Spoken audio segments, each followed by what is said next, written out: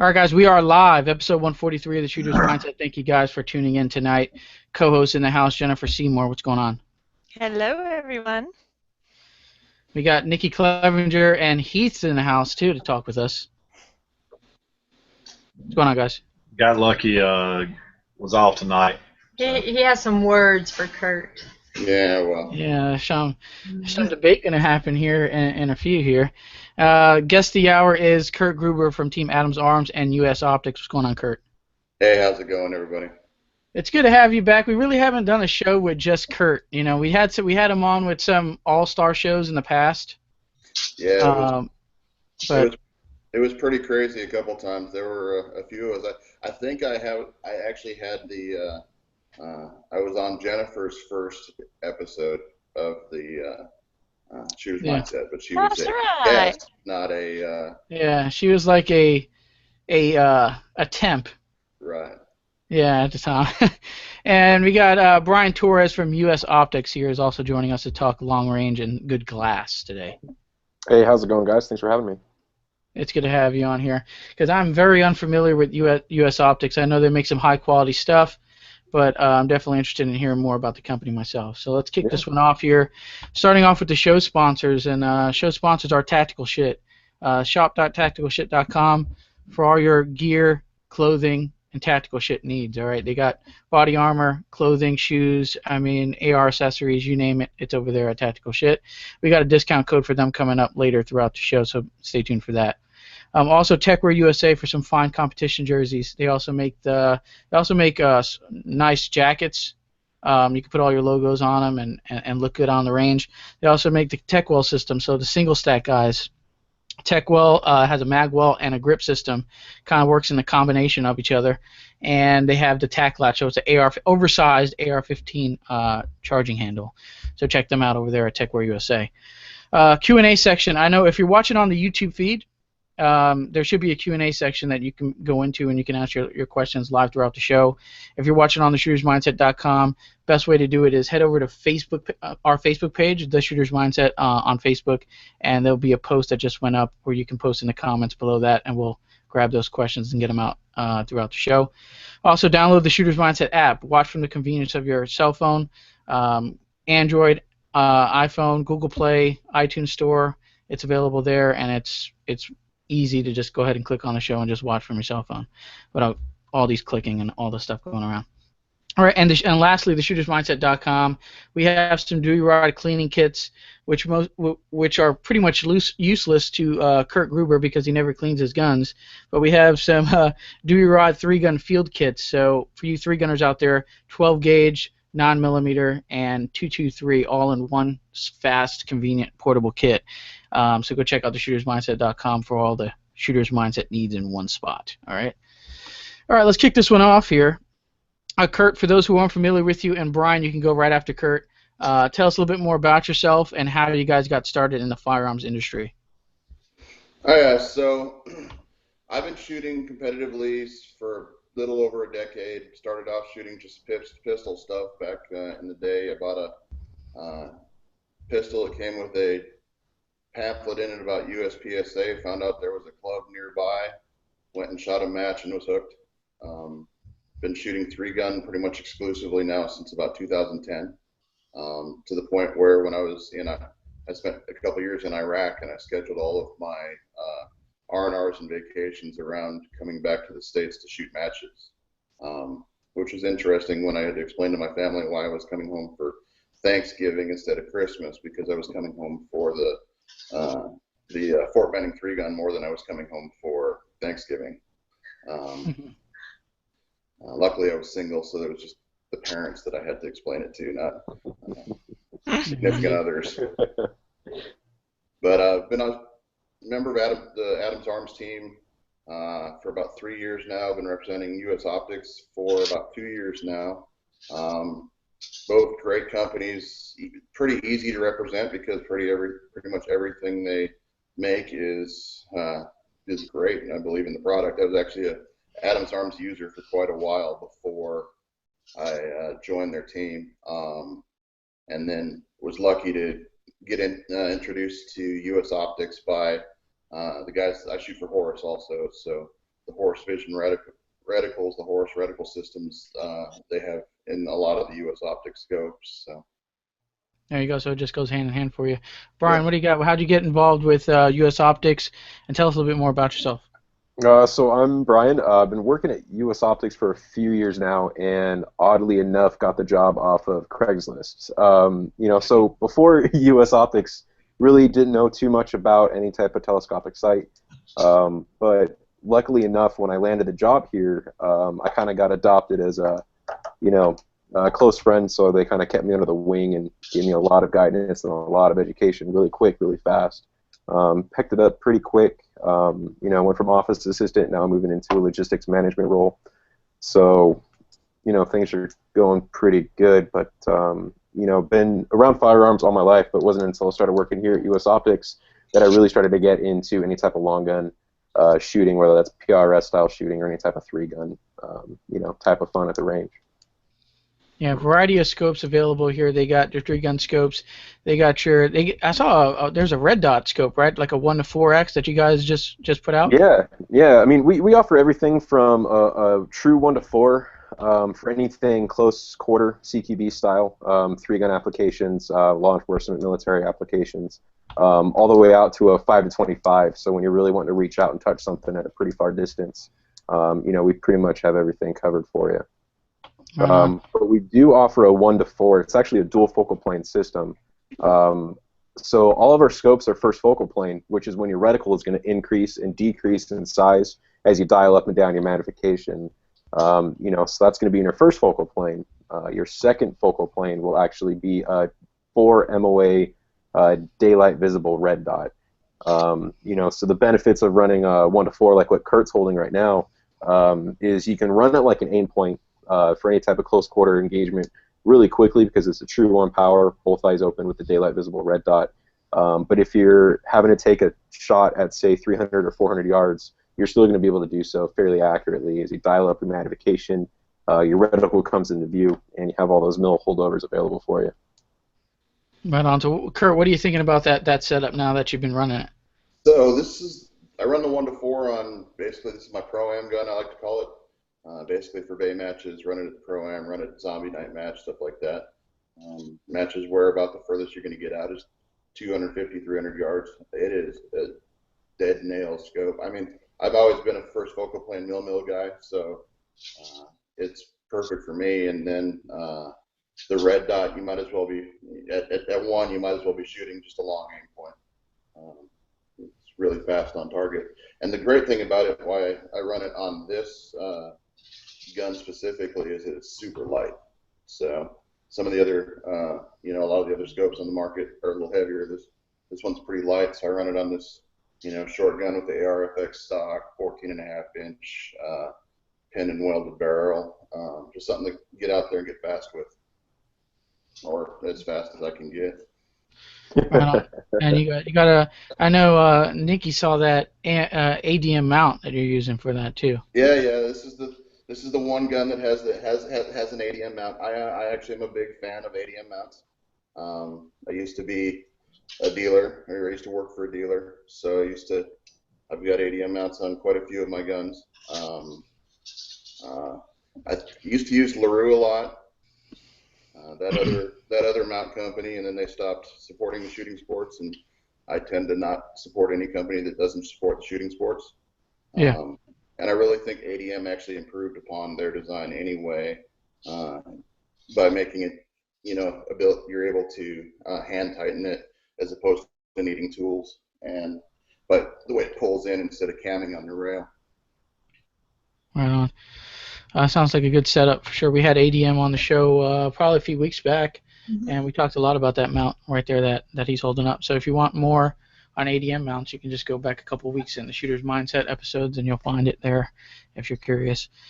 All right, so let's kick this one off here. I mean, you watch the show, Kurt, and you always hear us kind of go back and forth about piston versus DI guns. Yeah. You've shot a piston gun for years now. Most shooters we talk to say piston guns have more felt recoil or a little less accurate, they find, than DI guns. So can you help educate us on piston guns and why they are good for competition? So I would think that most of the people that's on the recoil thing, first of all, unless they're an 80-pound girl, it's a 223, dude. It doesn't have any recoil. Why you gotta make it be a girl? There are whippy little dudes out there too, Kurt. Right? Now you on my list. I liked you about 30 minutes ago.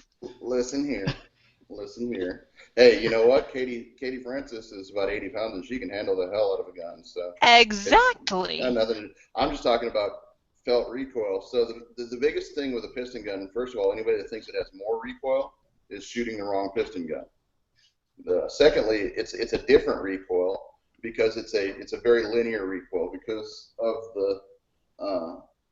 the way that the op rod is pushing straight back and then hitting the strike face on the bolt carrier and then coming straight back. It's a very linear, straightforward, back and forth recoil as opposed to I believe it's up and to the left of a standard DI gun.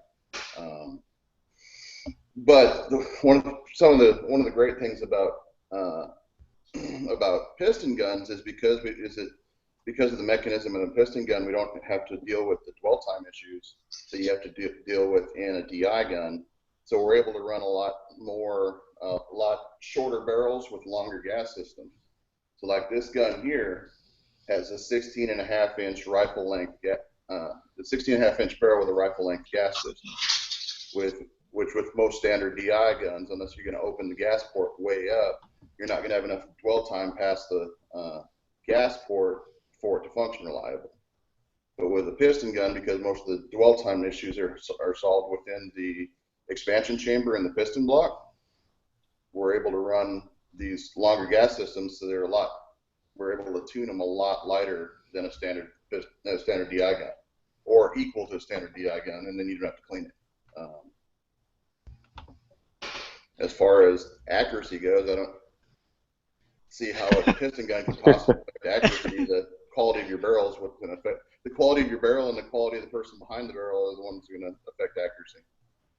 Yeah, and also one just curious. I know I found it like unbelievable how you don't clean your guns. When was the last time you cleaned your piston guns? I have one gun that I've cleaned once in the last 3.5 years, and that's because we ran 3,700 rounds of some really crappy, dirty stuff through it at a demo day, all on full auto and 30-round mag dumps, and suppressed. So, oh yeah. That gun had to be cleaned.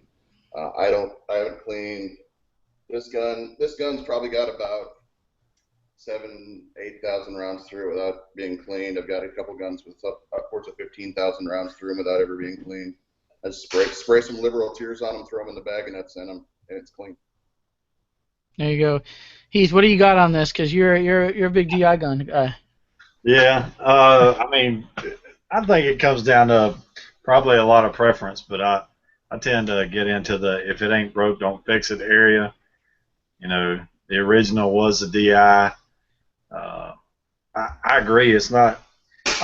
When people talk about recoil on 223 too, I don't think about how much it's kicking my shoulder, and I will say this, because I don't own one, don't have a lot of experience on shooting a piston gun, so I can't say as to, you know, recoil this or recoil that, but recoil is to me, recoil is how much the sight comes off target when I pull it. You know, it's not about, you know, I don't care how it kicks my shoulder and I shoot a 12 gauge. That's not a problem. You know, but how much is when I shoot it, is it jumping around? So. And that's where that very linear recoil impulse helps you with, because of the fact that it's just a straight back and forth recoil impulse, that there's not a lot of rise on the gun if you can run the gun.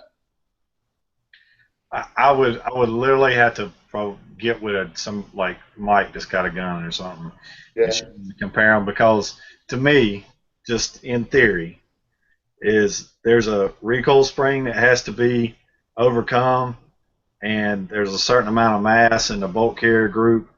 It's got to go back and forth, and it doesn't matter if you do it with a rod or gas, you still got to overcome that, so you're still going to have some force of movement. I don't understand why adding a rod as opposed to a gas would make it more linear. and it adds more moving parts.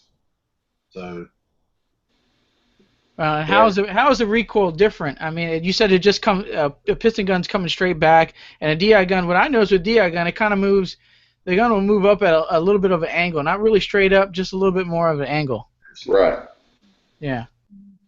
And There I you mean, go. people have actually designed comps to overcome that specific, well, specific mechanism of. Right. well, I think in general, whether it's a rifle or a pistol, the gun's moving to the point of least resistance. And so if you're right-handed holding on to the rifle with your left hand forward, the gun's going to try to go where the break in your hand is. Just like when you hold a pistol, the pistol's going to track to the left, trying to go towards the break in the grip. Right. Right on. So I mean, there's other people who make piston guns. I mean, why?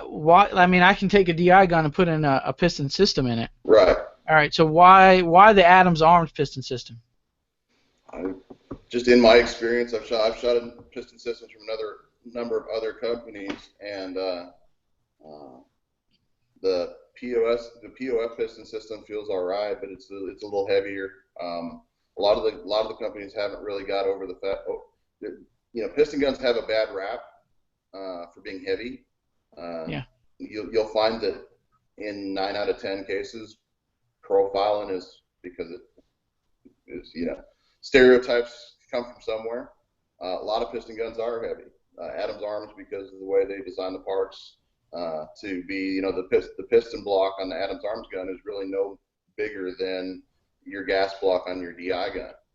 So and then we cut a lot of weight in the barrels because of the barrel process they use with melaniting the barrels, so they still stay super hard even though they're light and low contour barrels.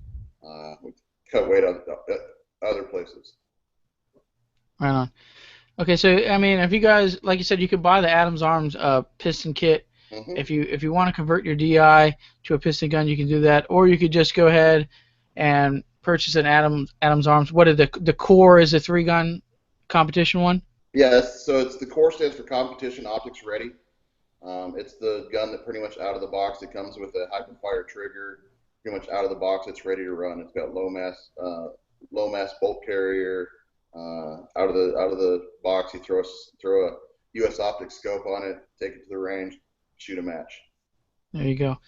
So if you guys are into, and if you guys are one of those guys that shoot a lot, and you're not a big fan of cleaning your rifles, I mean, this might be a thing for you. I mean, I used to clean my guns when I first got into shooting. I used to clean my guns like every time I came back from a range. I just enjoyed it. It was just something that I did. Now I don't. If it can go as far as it can go, Yeah. all right. I always do it, but I mean, this is me. Before a major match is coming up, I will do it, just so I can be, my mind will be right. It's like if something goes wrong, damn it, I didn't clean that gun. I'm gonna blame it on the gun not being clean. So I'll clean it. I'll shoot it at an indoor range. I'll put like 100 rounds through it, just to make sure when I put it together, it's functioning, ready to rock, and then we're off to the major match. I always clean all my guns, no matter if it's a rifle, shotgun, pistol. I always clean them before a major match. So depending on how often you're doing that, some of us, that's once a month. Before I met my wife and ended up with 2 stepdaughters and a daughter of my own, I used to clean guns a lot too. Yeah. Now there's not a whole lot of time for it. Yeah, you usually gotta, a lot of people are spending more time reloading. They'll spend more time reloading than cleaning guns. It makes more sense. So there you go on that. So DI guns, check out Adams Arms for those. Now we do for everybody that has to have DI guns. We also have DI guns under the Voodoo Innovations brand.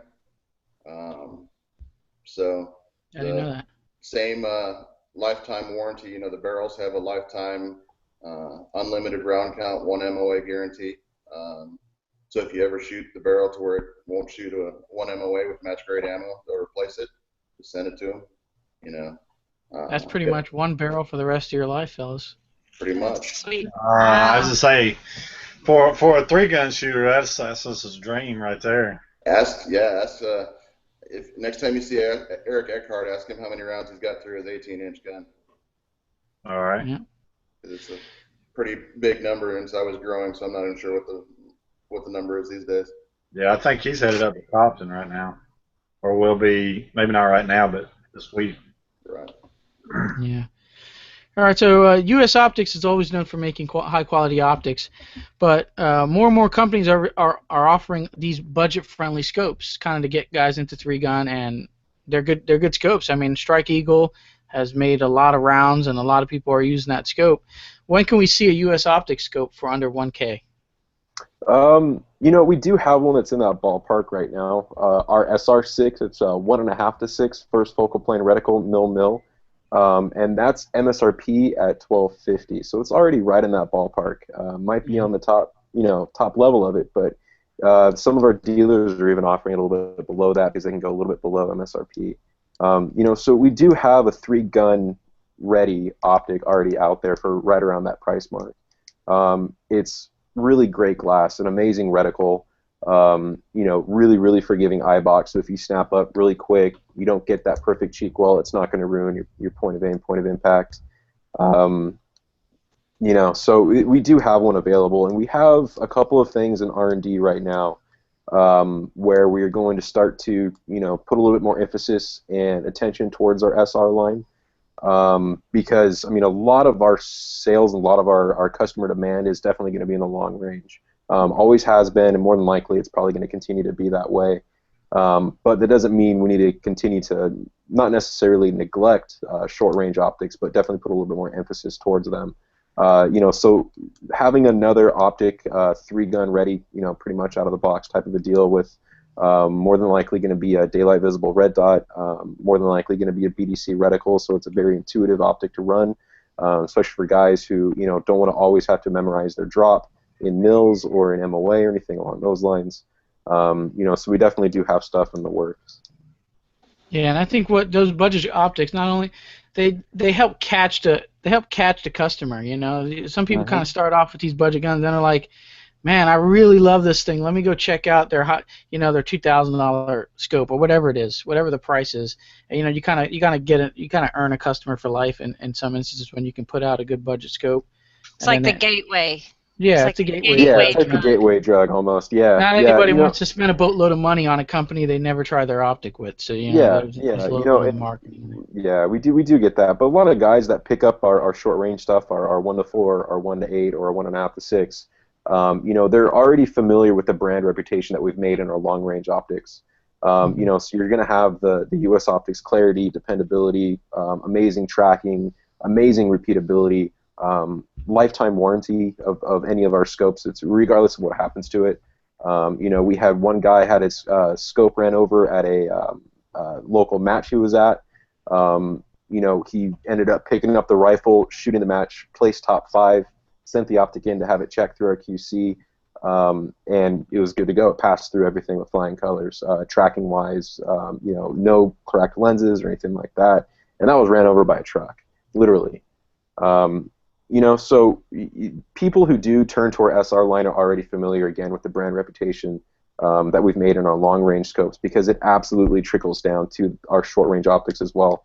We know full-heartedly that we have military personnel and law enforcement personnel paying their own hard-earned money for our scopes, for their service rifles, service carbines.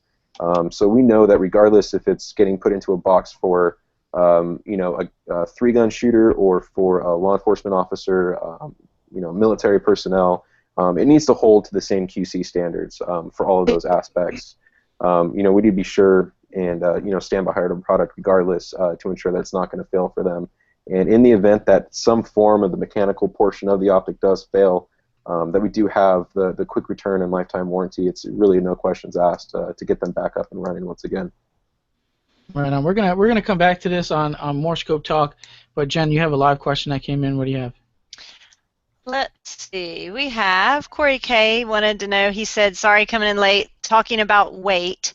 I love the profiles on the VDI barrels. Does Adams have any plans to offer a lighter handguard than the current Samson offering?" So I know for a while TK and the guys in the shop were working on handguards. Really, it just came down to there's so many handguards already on the market. I actually run Samson on most of my guns, or else I have a couple guns that I'm now running with the Mega MKM monolithic uppers. So I don't think I have a hard time believing at any point they're going to go back down the handguard road, but you never know. I never thought they'd make Glock parts, and here we are. So, Nikki, you had one for U.S. Optics regarding? Yeah, you were naming all the things that you might possibly be getting into soon. What about a true 1 power, like 1 to 6, 1 to 8? We already have a true 1 power 1 to 8, the SR8. That is ready for sale, has been for some years now. That optic came out right around 2013, tail end of 2013, so it's been out for a few years. The 1 to 6 is absolutely something we are exploring currently right now. But a lot of our attention is going to the 1 to 8. It's a great versatile scope. Our competition shooters like Kurt, they love the 1 to 8. The power magnification range on it is extremely versatile because it is a true 1 power with the dual focal plane system. So you'll have the first focal plane reticle and the second focal plane for MOA red dot. It's like having 2 scopes in one without having to change your mount or anything like that. So you'll be able to run and gun, do some really quick shots at any type of close quarter shooting. But if you're at a stage where it has that 600-yard gong or something along those lines, hit the throw lever, dial up, and you have a lot of target detail you can work with. I'm having trouble finding it. How much is that one selling for right now, the 1 to 8? Right now, the 1 to 8, we offer it in 2 different versions. We offer the 1 to 8 in a dual focal plane with the red dot, and then just a standard illumination in first focal plane. The 1 to 8 retails at $24.95 with the red dot, and the standard is $14.95. Oh, so he's got all the numbers in his head. Usually, when you talk MSRPs, people are like, oh, let me get it. A couple of years in sales will do that for you. No, because my next question was going to be, how much do you think you'd run the 1 to 6 for? That's 1 why to I asked how much 6, 1 to 8 is. It's hard to say when it comes to the 1 to 6 because it's still something that we're thinking about. It's still an option out there for us. The next evolution in our SR line, pricing-wise, is going to be heavily dependent on, again, the quality of the glass that we're using, the quality of the machining, and then also the labor costs of the optic. We're not like a lot of the optic manufacturers out there where we outsource for parts overseas. We receive a fully assembled scope, and we package it in our own thing. We'll put it through our own QC. Here in Brea, California, it's where we manufacture all of our scopes. It's where our production room is. It's where our machine shop is. So we do outsource some parts, but a bulk of the scope assembly is done here in this office right now, where I'm sitting at. So it really depends on how much the production cost is going to be, is really what kind of determines the price point. But with that being said, it's going to be very competitive to what's already out there on the market. It's not going to be some astronomically high, white unicorn that you might, see on the shelf every once in a blue moon. It's definitely going to be something easily accessible for box stores, widely, easily to find for those guys who are like, man, I just got in a 3-gun. I want to buy once, cry once on the optic. I want to ensure that I'm getting the best bang for my buck. Who do I have to look for? U.S. Optics will be in that list. Right on. Well said. Yeah, I was lucky enough I was out in California on business a few weeks ago and got to go in and spend about an hour and a half in the shop there in Brea, and it's pretty amazing watching the guys put together the scopes by hand, and it was pretty impressive. And then getting to see some of the QC stuff that gets done to verify it. They have this really cool machine that basically simulates putting the scope on a machine gun that shoots something like 100 rounds in, I think it's 2 seconds, 3 seconds. And then it's actually a little bit quicker than that. It's called the Millette machine. It was made by John Millette. It's just a scope QC machine. And what it does is you attach the scope to it in a set of standard scope rings, and it has a camera looking through the eyepiece, and a collimator in front of the objective. And the camera is looking at the reticle movement against the stationary collimator. And a collimator is just a grid pattern that's completely stationary and fixed in true 1 mil intervals. So what we do is we put it on that machine, and the camera is going to measure for light transmission, image quality, a few other things, and then another thing we also check for is going to be reticle shift during recoil. So regardless if it's our 1 to 4 or our 5 to 25, we do about 5 fire cycles. Each fire cycle is 50 rounds of simulated 30-06 recoil, both forward and reverse. You know, so you're subjecting the optic already to a little bit more abuse than you normally would during regular recoil. And what it does is it'll oscillate the scope back and forth very quickly while we're watching the reticle against that stationary collimator grid pattern. So we'll be able to see any type of reticle movement during firing. We'll run a box test. We'll run a vertical line test. You know, so we definitely put all of our scopes through its paces before it even gets, you know, sent over to our shipping department to be boxed up and put into a shelf. Right on, man. That kind of answers some of my T&E questions that I had kind of coming up down the line.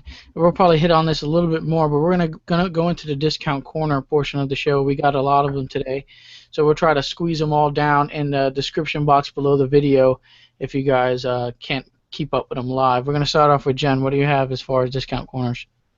Samson Manufacturing, you can get scope mounts for that US Optics scope that you're going to buy after the show. And the code is TSM10. And you can go to samson-mfg.com. Sorry, something crashed in my other room, and I was like, what was that? And also Carbon Arms, you can get 10% off at Carbon Arms on awesome shotgun caddies, and that code is also TSM10, and it's at carbonarms.us. Right on. Nikki, what do you have as far as discount?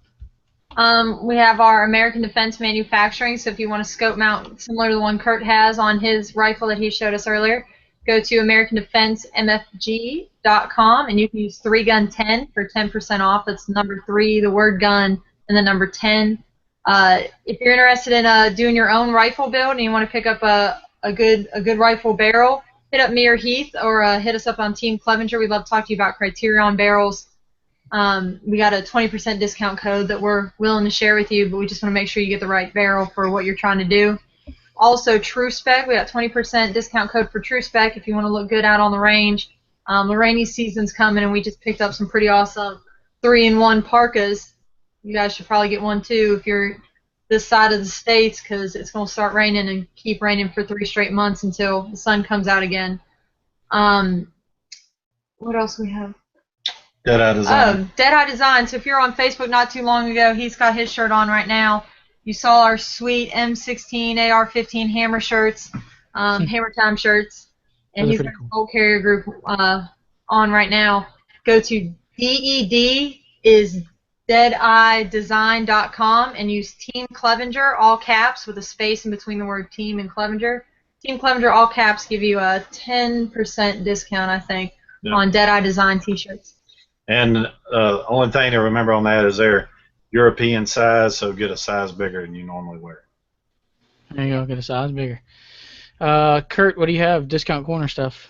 So I've got Adams Arms, Voodoo Innovations, pretty much everything that they make, including the new Glock uppers, which is one of the new Glock uppers, as well as piston conversion kits, complete guns, barrels.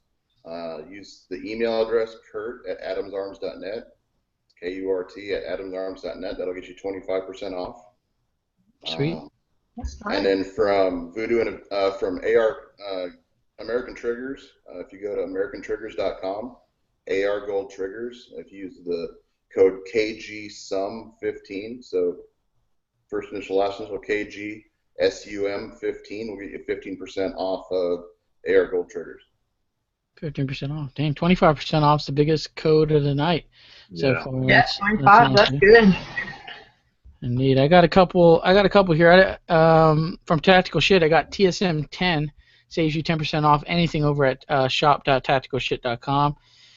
Where's my note? There we go. I got Dewey rods. So if you don't run a piston gun and you need to clean your rifles, DeweyRods.com is a good way to do that with their Dewey rod field kits their rods, and that's 15. TSM 15 saves you 15% off anything over at DeweyRods.com. Also, Taran Tactical Innovations. If you're looking for some fly base pads to run a 3-gun, or everybody needs their base pads regardless. Even their carry guns are rocking TTI base pads. So TSM 10 is going to save you 10% off anything over at TaranTacticalInnovations.com. Also got a UM Tactical. TSM 10 gets you 10% off UM Tactical. They have their fully adjustable compensators, the Rage Comp, that's available in 223, 308, and 9mm right now. And they also have their optics mounts, so they're universal optics mounts for pistols. So if you're not one of those guys that want to mill into the slide, and you just have a gun already, you want to put some optics on there, just slide their mount on there, attach the optics, and you're ready to rock. And that gives you 10% off. And that'll do it. That'll do it on my end for Discount Corner. Brian, do you have anything on the fly here that you want to throw up? Yeah, if you email me directly, our website right now is being updated. So we're launching out a new website within the next couple of weeks. But if you email me directly at brian@usoptics.com, it's BRYAN@usoptics.com. Email me directly for 10% off your next purchase. Boom, there you go. So that helps everybody, man. With some US Optics, 10% off. That's a sweet, smooth deal. That's a big chunk of money. Yeah, it is indeed. So that helps everybody. That's the Discount Corner today. If I can throw this out there too, a thank you to Tactical Ship for their support on law enforcement after some of the stuff's been going on. Yeah, the that last sale, couple of weeks. that awesome sale they threw out. Yeah. Is it still? Do you know if it's still going on? Because I was going to plug that, but I didn't get a double check on it. The last I saw it said you just had to contact them direct From and the provide your Credentials. and they would work something out where all tactical gear and body armor was at cost. From the number of messages I still see coming into the Facebook site, I assume it's still going. Yeah. Yeah. So definitely check out shop.tacticalship.com. They have body armor and tactical gear for law enforcement officers at dealer cost. So that beats our TSM 10 code. All right. So definitely go contact them. Get yourself an awesome discount for the law enforcement officers out there. All right. And let's jump back into some U.S. optics, and then we're going to jump into the 3-gun match that Kurt's a match director at, and that's still going on to 2017. But first focal plane versus second focal plane, another kind of debatable topic that gets thrown around. Yeah. I notice a lot of U.S. optics are first focal plane. What do you guys prefer, and why? All of the U.S. optic scopes we currently manufacture are all first focal plane. We definitely see the benefit of that, especially when paired up with a mil or knobs that match your reticle. We definitely see the benefit of that. Just because it doesn't matter what magnifications your scope is on, the reticle is going to sub-10 correctly, meaning that the crosshair holdovers, whether that's a quarter of an MOA or 0.2 of a mil, they're going to be accurate throughout your magnification range, regardless if you're on 5, you're on 25, if you're on 23, if you're on 16.5. Your reticle is going to sub-10 correctly. So that's really the big benefit of the first focal plane reticle. The kind of the cons that we hear the most is that on first focal plane reticles, when you're on your low power, your reticle is going to be very small. You're more than likely, for most scopes, you're not going to be able to pick up the detail of the reticle for your holdovers. We solved that issue in our SR line, our short range line, by adding certain features to our reticles, like a large outer ring on some of our reticles that are offered on our 1-4, our 1-8, and our 1.5 to 6. So it's going to enable you to be on your low power, bring up your rifle, looking through your optic, and you're going to have that center ring for really quick target acquisition, kind of almost looking through a halo type of a deal. In our long range stuff, we definitely stand by the thought that when you're on low power, you're normally not taking a shot. You're mainly using your low power for field observation use, finding your target, getting on target, and then once you're there, dialing up your magnification for your precise shot. So that's definitely our train of thought that we stand by pretty firmly. Right on. I mean, I didn't know where I stand with this. Obviously, I don't shoot a crap ton of rifle, so I don't really have an opinion on it. So it's good to hear the first focal plane. Anybody here running second focal plane right now? Heath, Strike Eagle is second. Geez, again, Heath. What do you got on the second focal plane? That's just what I'm used to.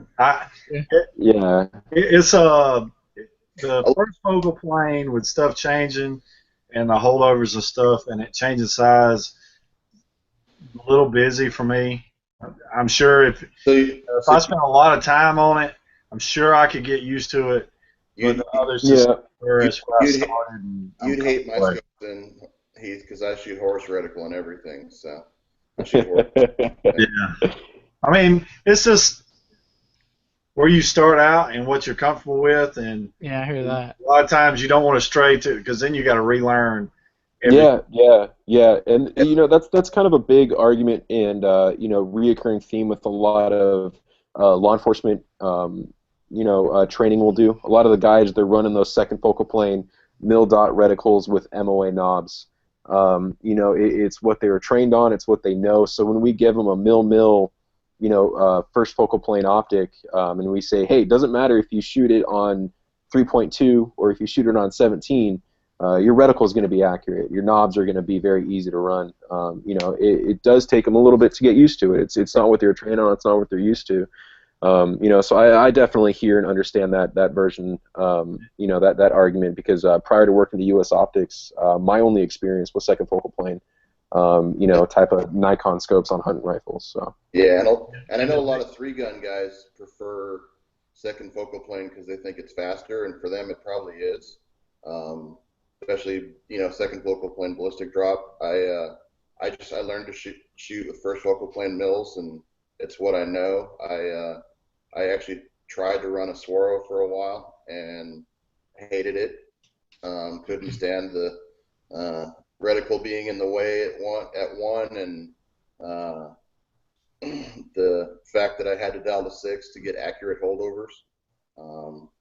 So that's why I love my my SR8C. I don't use 8 all that often unless there's a target beyond 500 yards. I usually dial at furthest about 5.5 or 6. So I like to know that at 5.5 or 6, my mill in my horse reticle is going to be a mill just like it is at 4 or at 8. Yeah, and then. The thing that changes a little bit with 3-gun is ain't nobody twisting knobs while they're shooting 3-gun. Right. It's just where's it at? Yeah. It's dead on. Me and Nikki were talking about the last match. We looked at a stage, and she's like, "All right, where is it?" And I'm calling out yardage, and she's like, "No, where's the hold?" So I'm like, "This one's a third low on the target. This one's dead on. This one's dead on. This is your 300 hold, so it's gonna be." It's literally shapes. It's dead on, top of the post, one hash mark down, top of the post, dead on. Well, and the other big thing is, for the most part, 3-gun isn't a MOA game. It's a 4 MOA game. It's a 5 MOA game. So we have a lot more leeway in just throwing the rifle up there and knowing that my 300-yard hold is 1 mil, getting somewhere close to a mil, breaking a shot, and just moving on. Right. Yeah. So. Yeah. We had a Q&A come in. Jen, do you have it? Yes. So this is our same viewer, Corey K. And he said, does Adams or VDI have any plans to offer their PVD finish as a custom option, say if someone were to send in a part like a slide or a frame, that they wanted that finish? I would assume no, just because the PVD finish is something that's done through a local company there to Adams Arms in the Tampa area, so it's not something that they're probably going to do. However, I would say that the good option for that, Corey, is to black nitride the world. Too bad Dustin isn't here. Dustin, black nitride matters. Yeah, black nitride. You can contact. Well, I know Corey reach out to me, Corey. I'll get you in touch with Shade at H&M Metal Processing. I run everything that isn't from Adams Arms. My Hayes custom guns are all black nitrided. Black nitride is a great finishing process. Yeah, that's a sweet. Yeah, this is the new blaster for 2016. I'm just going to shoot a lot more open this year, but also, we keep coming back to that whole wife and kids thing, and I actually bought the wife a new house this year, so budgeting is important. So one of the cool things about this gun, I don't have it here, is if I'm going to shoot a TAC Ops match instead of an open match, I've got a 6-inch sight tracker top end. I just pull the open top end off, put the 6-inch sight tracker top end on, and I'm good. And I'm good to go for TAC Ops. But this gun is something that I've been toying with, kind of came up with because one of the things that I see is that in 3-gun we don't shoot ammo that's heavy enough really to run a comp on an open gun. Yep. I see a lot of guys shooting ammo that's heavier than it really needs to be just so it'll run their comp. So what I did here is a 6-inch hybrid barrel from SV with 3 barrel ports. So get a little bit of port action to help keep the gun down, but really once again when I'm running loads that are 115, 118 power factor, I'm using my forearms more to hold the gun down than the ports. So indeed. There you go. Thanks for the questions there, Corey, on those. I know so when we moved over to the website, it kind of killed the live Q&A feed on my end. I almost don't even open it, so I appreciate plugging in on the Facebook is the best way to do that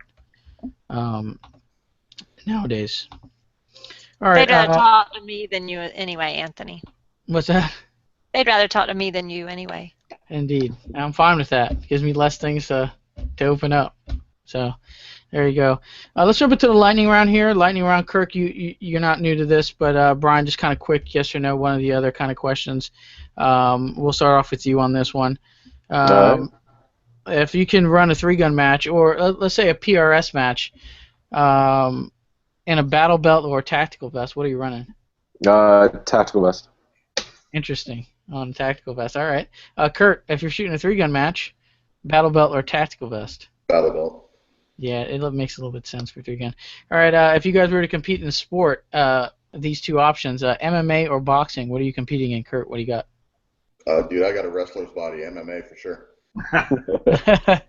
Yeah, Brian, what do you have? MMA for well. Yeah, it's just where the cool kids are hanging. Indeed. What do we have? Toilet paper roll, over the top or underneath the roll? There's really over the top. That question. Over the top. Yeah, I haven't found one yet. One answer. We're gonna wait to find that one person though. Yeah, we need to find this. We're gonna keep asking. Kurt, tacos or burritos in a Mexican restaurant? What are you ordering? Burritos. Yep, smart play. I agree. Brian, what do you have? From Southern California, definitely going with tacos. Yeah, they make some fly tacos. As soon as I landed in California, though, I know I'm a big burrito guy, but as soon as I landed in California, we went to this spot. I know this isn't still lightning, but the way to tell this, the best spot is how many flies are in the restaurant. And if there's a lot of flies in there, they got the best tacos in town. You're not wrong about that. Yeah. It's a dicey decision you got to make. But if you see a B or a C in the window for the food health rating, yeah. More than likely they probably got some killer lingua tacos in there. Yeah. Yeah, they do. Or there's a big hole like someone punched in the wall or something like that. It was a real old spot. Yep. That's where the tacos are at, man, and you can find plenty of those in California. So, indeed, on the tacos. Girl Scout cookies, Thin Mints or Samoas? Kurt, what do you have? Yes. Yeah. Good answer. Brian, what do you have? Thin Mints. Thin Mints wins. All right, Thin Mints is a very popular one, it seems. Key mod or M-Lock? What do you guys prefer to run? Key mod. Key mod. Key mod. There it is. I really don't care. I like key mod because both my ARs and my Accuracy International stocks, I can use the same accessories on my ARs and my bolt guns. There you go. You're at a bar. You can only drink. You only have these two options: is it Jameson or Jack Daniels? I drank a half gallon of Jack Daniels once when I was young, so I really can't even stand the smell of it anymore. So Jameson.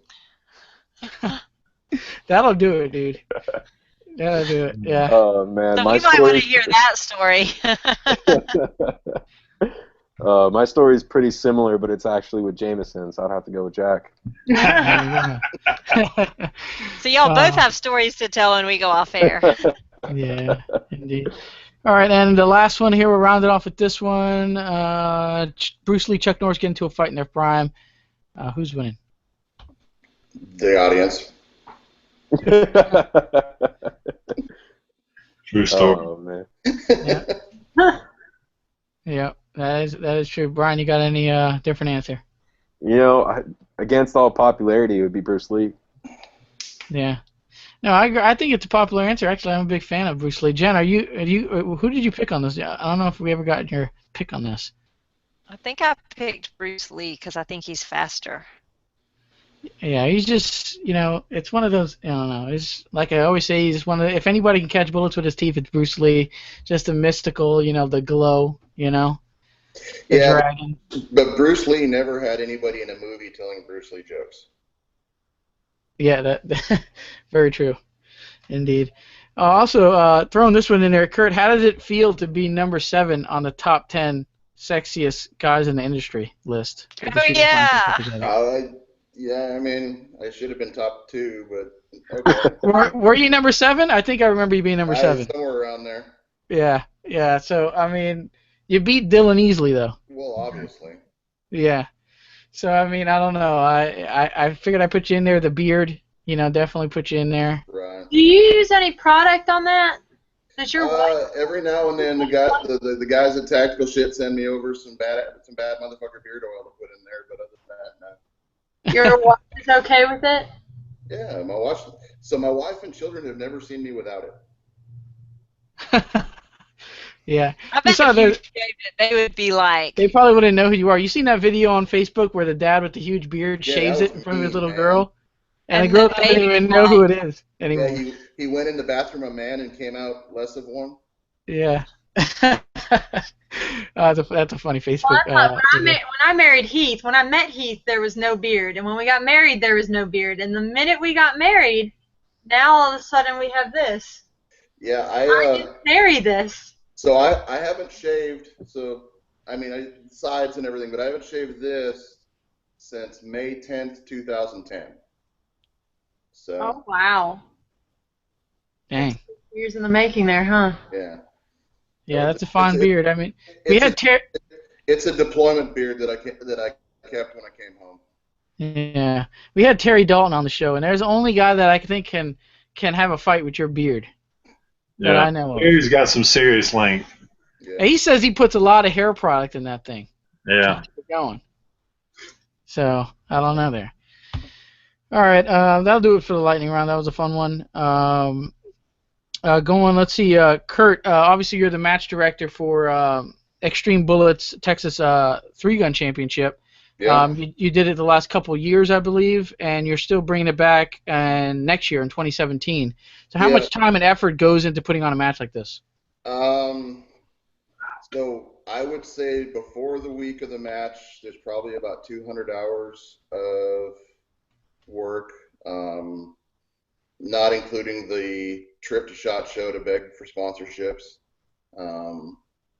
reaching out to sponsors, doing stage design. There's, a lot of people don't really understand what goes into running an event like this. The budget we had to cover this year was about $70,000 to run the event.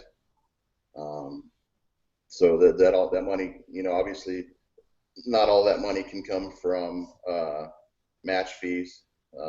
Luckily, we run the monthly club matches also, so we're able to take the money that comes out of the monthly club matches and put it into the budget for the big match. At the same time, Extreme Bullets is a amazingly generous sponsor.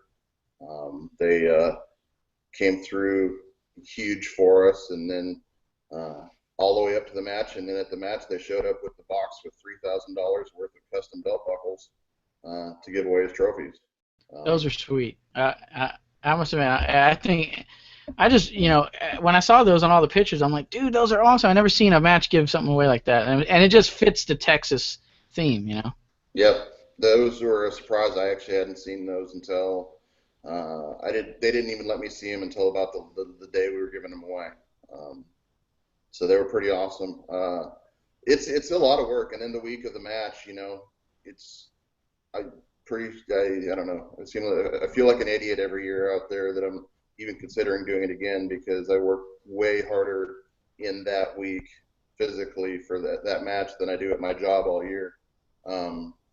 You take a week of vacation from work and your kids and your family, and I basically moved to the range on Monday. I park an RV at the range, move to the range on Monday, and I'm there, on the range working 14 to 16 hours a day, Monday through Sunday.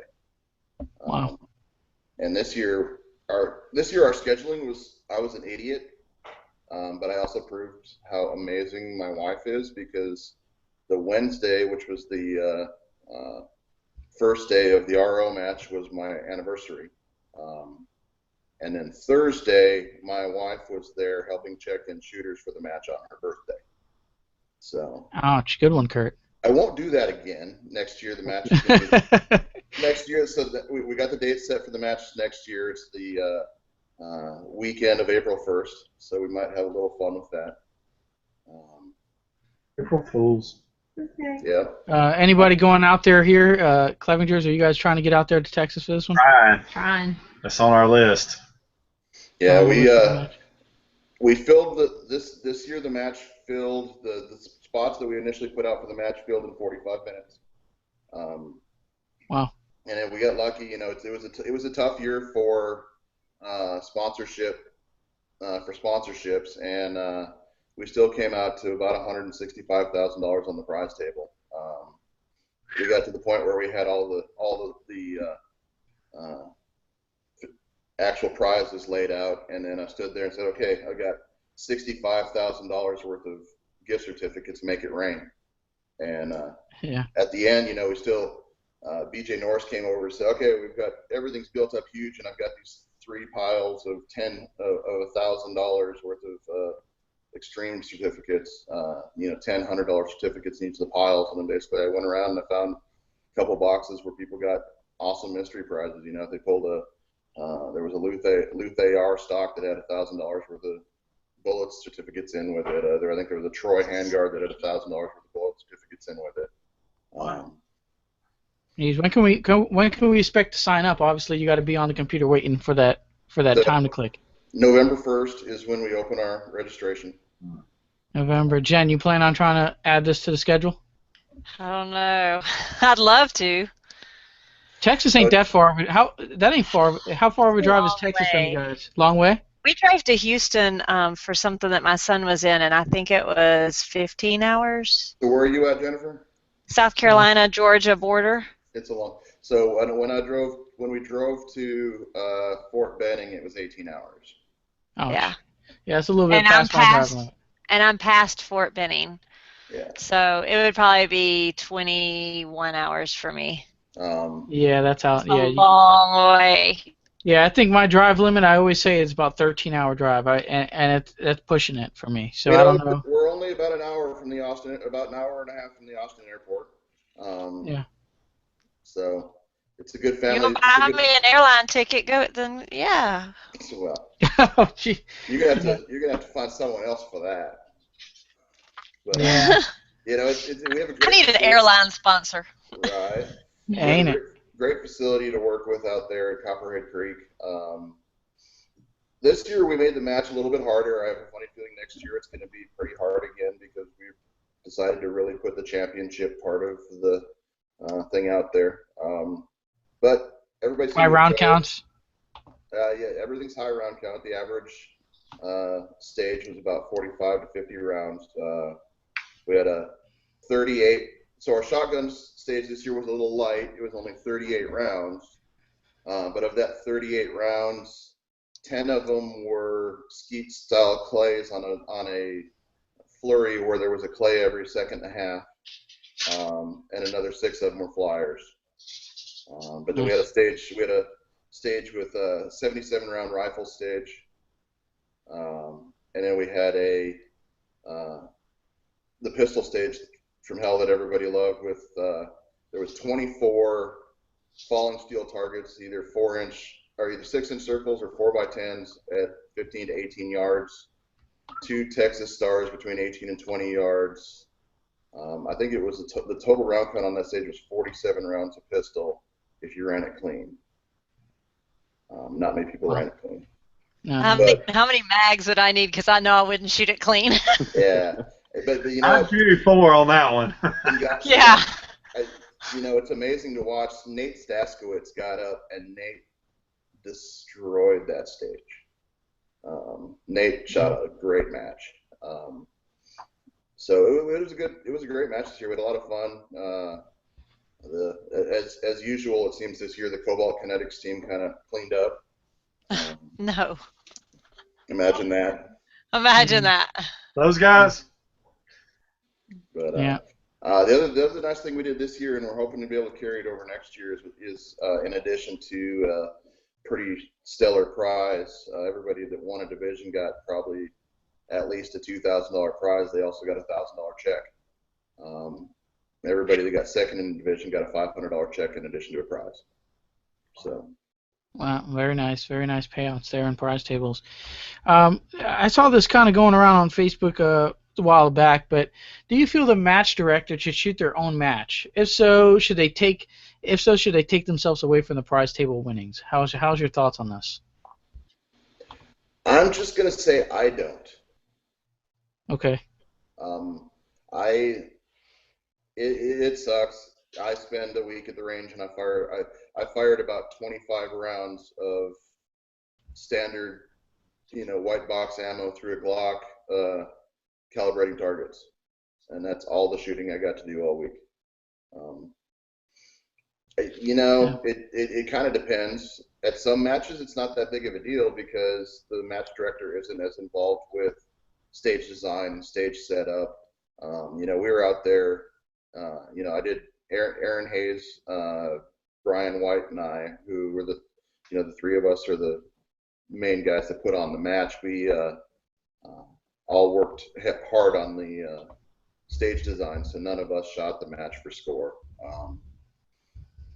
But I mean, it's I don't necessarily fault folks who do. Yeah. I don't know. I can see. I don't know if you guys have any you want to throw in there. I can see there kind of being, if you're involved with stage design, and obviously I would assume you're going to walk the stage, make sure the targets are. Yeah. So I assume there's a bit of an advantage there, and I feel comfortable if the match director if he's going to shoot it, that he'll take himself away from the prize table. Right. Right. If you're going to shoot it, I think that's kind of fair. So if you came in first TAC ops, the second guy would grab the first place prize table winnings, which I think that's fair. I do. I mean, I say it isn't a bad idea if they shoot it, because I think I shot a match or two where the match director seemed to get a little removed, and so he got a little eccentric with his target placement and maneuvers that had to be done to shoot the match. And it was like, come on, dude, if you were out here doing this, you wouldn't set it up like that.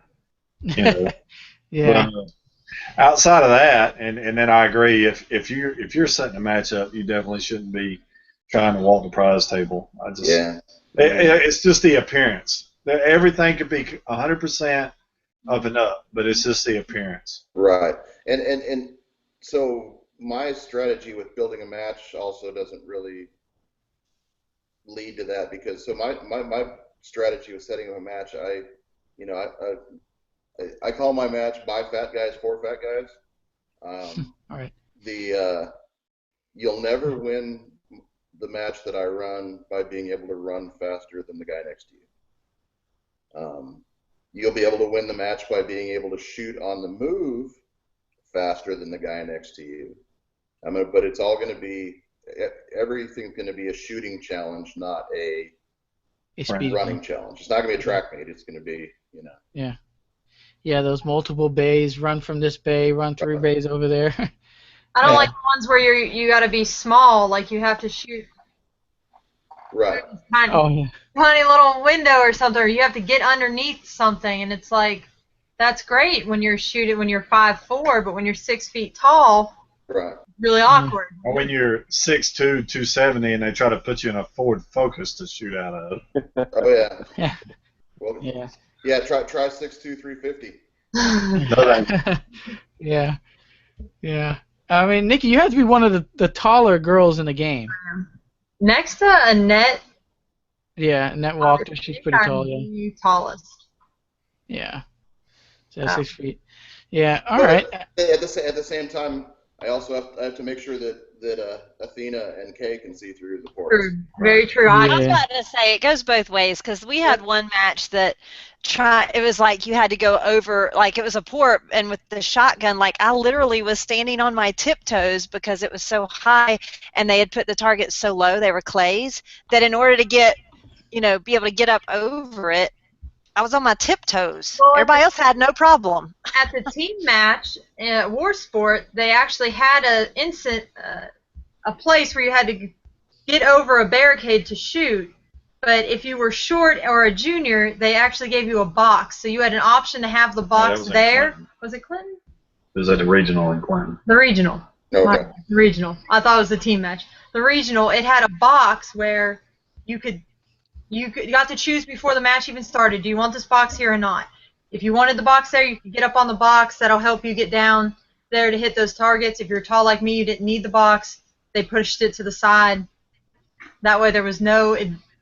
I don't know, because I'm not sure if there was an advantage or disadvantage for using the box or not. But I'd say maybe very, very tiny if you're really short and needed a box, and whatever, a step up on the box as opposed to a step forward, but still better not having a box at all. Yeah. I would worry about the stability of the box, because if you're coming into that position kind of fast, heavy. It was big, a solid box. Yeah. Well, so I'll tell you what, if you come to the Texas 3-Gun Championship, make sure that you're comfortable with all 3 guns. We're going to make sure we're going to test you with all 3 guns. We're going to make sure you can load your shotgun. Basically, we're going to have 7. We're going to kind of stick with the format we had this year with 7 stages. You're going to use all 3 guns, and then there's going to be a very intensive high round count stage with each individual gun. So. There you go. So really testing the 3 guns. What was that? Is that a 3-day match? Yes. Yeah. Yeah, half days. Yeah, I was just guessing when you started naming out how many stages there were. I'm like, getting that many in 2 days would be a little rough. Yeah. Yeah. All right, let's move on to this one here. Kurt, you have a lot of sponsors on your jersey, and you held those sponsors. I noticed. You always have the same. You pick up some new ones, but you mainly stick with a lot of the same companies. And we have U.S. Optics here, who obviously sponsors shooters and PRS style matches and 3-gun. So tips for guys entering the game, or guys that have been an established shooter on getting sponsorships, and how to retain those sponsorships once you get them. Brian, we'll start off with Brian, then we'll move on to Kurt if you want to chime in here. Best way to get started, honestly, just email in like a resume like you would if it's a job, and treat it as such too. The way that we handle our sponsored shooter team is we actually expect quite a bit from them, more than what I've seen from other companies out there, regardless of what portion of the industry they're in. We expect them to be our brand ambassadors, almost like external salesmen, if you would. So we definitely expect them, to be knowledgeable on our product, because there are going to be guys at the range being like, oh, I'm sure Kurt's gone through this before. What optic are you running? Can you tell me a little bit about it? So we do expect that of them.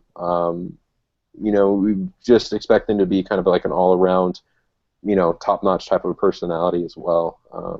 So for those guys who are starting to, think about like, oh, I've done really good placements, my past matches, I'm starting to get my feet under me in this sport. Now it's time for the next level. Let me start looking for sponsorships. Treat it like a job interview. That's how I handle incoming, shooters who are saying like, hey, do you have any shooter spots? Don't be afraid to be told no more than once. But definitely treat it like a resume. Be formal about it. Email in, ask in. If what at least with me when I'm handling it, I'll be honest with them. I'll be like, hey, keep in touch with 2017 because 2016 roster is full right now. But we're always looking for new talent. Someone else to be another portion of the brand ambassador. Yeah, Kurt, what do you have is retain those sponsorships because like once you get them, and I've seen this. It's like they get them, and then where are they at? Whether you're a huge social media guy or you're one of these guys that are always out these local matches, kind of pushing it and always being seen, or being one of these guys that plays high at these matches. What is your recommendation how to keep those relationships moving? Well, so I think Brian kind of touched on the number one thing is treat it like a job because in reality it is. You might not generally be getting paid cash. But generally, if you're representing a company, they're taking care of you. And I've been lucky. U.S. Optics, Adams Arms, have taken amazing care of me. And it's getting out there, letting people see the product. Anytime I go to a match, I always have at least one extra rifle, Adams Arms rifle with a U.S. Optics scope on it. That if somebody's there, they don't have a rifle, their rifle goes down. They're are shooting a red dot, decide they want to try shooting a magnified scope, I say, okay, here's my rifle, shoot it. Oh, you need ammo? Here's ammo, shoot it. It's really just getting out there. And the other thing is, don't sponsor a company just because they ask you to. You really have to believe in, I personally believe you really have to believe in the companies that you represent. Yeah. Because if you're just sponsoring somebody because they're going to give you free stuff, but you really don't care. You don't have any drive or any loyalty to the brand yourself. You're probably going to be a pretty crappy sponsored shooter. And even if you're coming in first at every match, it doesn't matter because in the end, you're going to be the guy that's remembered as that a-hole from X and X company. Which is thing number 3. Don't be an asshole. Yeah. Personable. Be like Brian said. Be the brand ambassador. Let everybody see you as the guy. I'll be first to admit I'm a upper mid-tier shooter. Just because at 40 I don't run as good as the young guys do. If I can stay. When I can stand and shoot, I can keep up, but there's not a lot of times where you're just standing and shooting. So, just represent the companies well. I don't move around much because everybody that I sponsor, I actually have I have a relationship with. Either, I was a customer before I started shooting with them, for them. And I just believe in the product. Yeah. Yeah, and I think that's one thing too that Kurt hit on the head on the nail really really well is establish the relationship with the company that you're searching for sponsorship from. I talk with our sponsored shooter roster since I am the employee here that manages them. In regards to facilitating their needs, making sure they have their shooter slots taken care of at certain matches for sponsorships, stuff along those lines. So I'm their point of contact for most things here at the company. But establish a relationship with the company that you're searching for sponsorship from. Get to know your point of contact. Some companies expect you to have match results emailed to them every time you go and shoot a match. Some companies are a little bit more hands off and like, hey man, be respectable, place well. We'll be keeping tabs on you from the sidelines type of a deal. But don't be afraid to email in. I have some sponsored shooters who do email me after every match. Then like, here's my results. What do you need from me? Kurt's one of those guys who is, I called and asked him up last year if he can meet us down at the Texas Firearm Fest. to kind of man the booth. We were there with Noveski. You know, he said, yeah, sure, I'll be there for as long as you guys need me, for when you need me. So, again, treat it like a job and establish that relationship between the company that you're looking for. Yeah, indeed. I always got to go out of my way to actually meet the sponsor, the company, or the guy that the point of contact. I mean, I went all the way up to Dewey Rods. I mean, they're in Connecticut. So number one, that's not a very gun-friendly state. Number two, it was like 23 degrees outside, and the snow was like, you know, I could dive in the snow. You know, they were up in the boons, you know, and I went to their facility to check it out, meet the owner, because I never met I don't have contact with the owner direct. I have contact with Chris. So it's, you know, to meet him and him to see the shooters and me to see their facility and their product. I mean, that goes a long way. Yeah, it does go a long way. Doing just that little bit of extra act goes a long, long way. Because I mean, I can't speak for other companies, but here's US Optics. It's shooting well, consistently and regularly is a huge aspect to us. You know, considering your resume to become a member of our shooting roster. You know, but also having that personality that fits in with what our company core beliefs are. You know, matching what we expect to be, like, again, the brand ambassador. You know, just being the person that we want to have wear the US Optics logo is something that we always do take into account. You know, and it's a pretty safe assumption that other companies do the same. Right on. I got any upcoming events, any matches, any projects that you guys got going on you guys want to hit? My next match, I'll be, well, as long as I can get through the next 2 weeks without arthroscopic surgery on my knee, I'll be at Rocky Mountain 3-gun at the beginning of August. And then I'm coming up to North Carolina, or to Kentucky for Blue Ridge in October, trying to hit Fallen Brethren in between, but in my job, I sell things to the government, and so September's kind of off limits because that's the end of the federal fiscal year, so that's when they're got to spend all their money. So. Yeah. Anything for US Optics? Yeah, we actually are being the title sponsor of a competition dynamics match out in Douglas, Wyoming, US Optics Team Challenge. That's going to be August 5th through 7th, again in Douglas.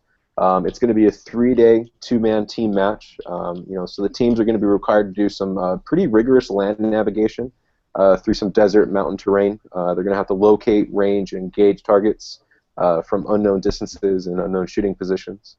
You know, so it's going to be a precision rifle, carbine, and pistol match.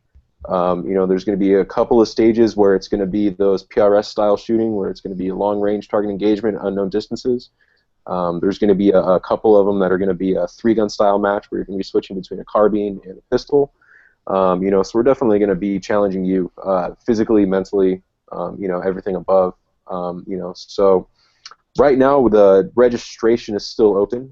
We have a limit of, I think it's just about 60 teams. Right now we're about just over halfway there.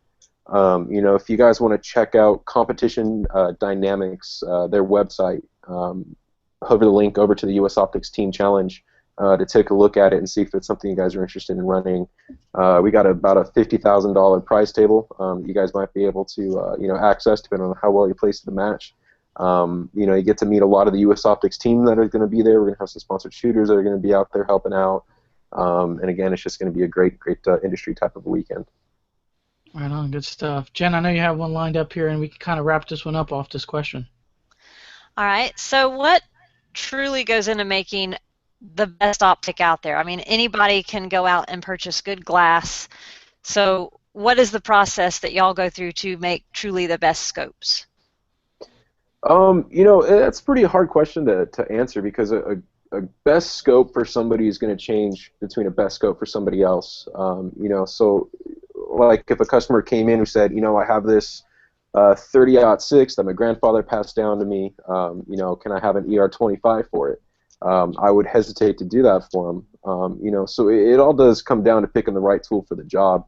But the way that we center the characteristics, the specs of our scopes is definitely listening to our shooter base, our customer base. You know, putting stuff through rigorous R&D, continually testing it. You know, sending it off to our sponsored shooters like Kurt, Our sponsored shooters do a lot of R&D development for us, whether that's reticles, new scopes, suggestions on current scopes. So keeping an ear to what your customer base and what your sponsored shooters are saying is definitely going to let you build up the best optic that you can at that time. And you also said you don't outsource anything, right? Everything's made right there in California, right? Yeah, I mean, we do outsource a few parts. We have a couple of local vendors that are about a 90-mile radius away from us here in Southern California. We do outsource our glass, so we don't do a lot of American-made glass here just to keep costs down and keep turnaround time down as much as possible. But a majority of our machining, all of our assembly is done here in-house in California. We've got about 12 different technicians, so we clean our glass here, we assemble our sub-assembled glass here. We do all of our machining for our knobs here. So a lot of it is done in-house by about 12 different technicians, plus about 3 people in the machine shop. There you go. So definitely a lot of stuff on US Optics here, so you guys can consider them on your next scope purchase.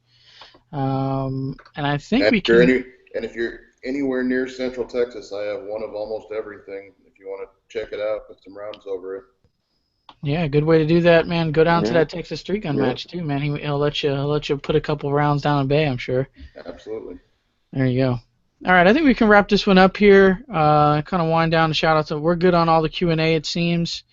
And we'll start off with shout-outs. We're going to start off with the Clevingers. What do you guys have? I wasn't ready. First, I want to shout out our #1 sponsor, Criterion Barrels. Second would be American Defense, Eagle Imports. Eagle Imports brings in a great double stack 2011 called the SPS Pantera. We have ours in 9mm. If you're interested in getting one, check out Stage Zero Shooting Supply. Hook up with Donnie Flo. He can get you one. I think he's got the 9mm for like $15.50 shipped, which is a really great price for those. Also, Pure Gold Shotgun Chokes, the official shotgun choke of 3 Gun Nation. True Spec for making us look great when we're out on the range. Putting a little extra stretch in the pants for some people when they need it. So we really appreciate True Spec for that. We're going to shout out Red Hill Tactical for the great retention holsters that they just sent down to us. Mine's looking pretty sweet, red, white, and blue, and Heath has his customized with the American flag with the thin blue line through it. Shop your local gun store. Our local gun store is the Outdoor Shop. If you don't have a local gun store and you want to check ours out, you can do that online at theoutdoorshop.rocks. Trying to go down my jersey and think of everybody. Safariland. Check out Safariland, and then Techwear, who made our awesome jerseys. And I designed for these sweet T-shirts that you guys can get 10% off when you use the discount code that we gave out earlier, or Nancy will have in the description when this video posts on YouTube. Oh, there you go. Jen. Okay, I've got Lansing Tactical. Is there a bad echo to y'all? A little bit. All right, let's see if it's better now. Yeah, Anthony muted. Maybe it'll help. So Lansing Tactical, Grizzly Targets, Load Up Ammunition, Sharpshooters of Augusta, and Shooters of Augusta, and that's where we're having the Intro to Competitive Shooting class a week from Saturday. So if you're near me and you want to get into this and figure out kind of what it's all about, come to the class. It's only $20. It's a great deal. We'll let you shoot our guns. So that's coming up on the 23rd. Also, Taran Tactical Innovations, Carbon Arms, Lucas Oil Outdoor Line, Blade Tech, Vortex, Samson Manufacturing, Operation X, and TacticalLife.net. There you go. Kurt, you're up, man. What do you have as far as shout-outs? All right. Well, obviously, US Optics, Adams Arms for pistols, or for, well, pistol uppers and rifles. Hayes Custom Guns, building the nicest custom 2011s you can buy right now. Blade Tech Industries for use the TMMS system in their holsters. Par Guns, it's my local gun store here in, they're actually in Coppers Cove, Texas.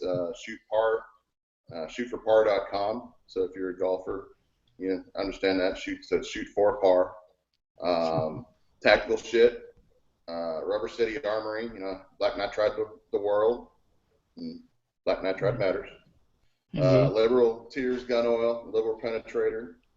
TACCOM LLC. TACCOM hooks me up with some really great caddies, so I can keep my shotgun fed when I'm not shooting open.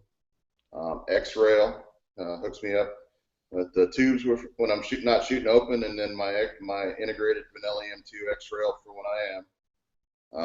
Voodoo Innovations is the parts house. Like I said, it provides all the parts for Adams Arms. Everything is 100% lifetime guaranteed, including the barrels. American Trigger Corporation, AR Gold Triggers, really the gold standard in performance triggers. Everybody else is trying to get to almost as good as they are. Pact makes great timers. So. Makes great timers, Pact.